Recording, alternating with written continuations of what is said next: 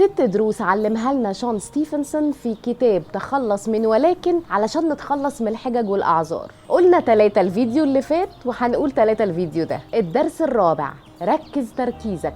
الكاتب بيقول ان تركيزنا ده عامل زي الكشاف اللي ماسكينه في اوضه ضلمه، بيخلينا نشوف بس الحاجات اللي بيجي عليها الضوء وما نشوفش بقيه الاوضه. ده معناه ان احنا بنهمل نعم كتير قوي ومش بنحس بيها علشان احنا مركزين في الحاجات السلبيه اللي عندنا. فركزوا في الحاجات الحلوه. الدرس الخامس، اختار اصدقائك بحكمه.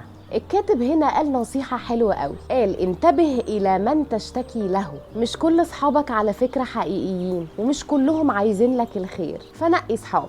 صاحبك الحقيقي المفروض تروح له تعبان ترجع مرتاح، والمفروض تروح له غلطان ينصحك ان ده غلط. صاحبك بيبنيك بيقويك، مش اي حد والسلام. الدرس السادس والاخير، تحمل المسؤولية الكاملة. الكاتب هنا قال كلمة حلوة قوي، قال الى ان تمتلك شيئا ما فهو يمتلكك. يعني لو عندك اي حاجة مسيطرة عليك زي الخوف او اعذار او اي فكرة معينة، لو فضلت تتجاهلها او تنكر وجودها هتفضل مسيطرة عليك. من الافضل انك تعترف بوجودها وتفضل تحاربها لحد ما تمتلكها انت. لو بتخاف من البحر حارب نفسك وانزل. لازم تتحمل مسؤولية مشاعرك وافكارك ومخاوفك، لان محدش هيتحمل مسؤوليتك، انت كبرت خلاص. لو ركزنا في ال6 دروس دول وتعلمناهم هنعرف نسيطر على مخاوفنا، وساعتها هنعرف نتخلص من ولكن. أنا فيروز يسري، ودي حكاية قبل اليوم.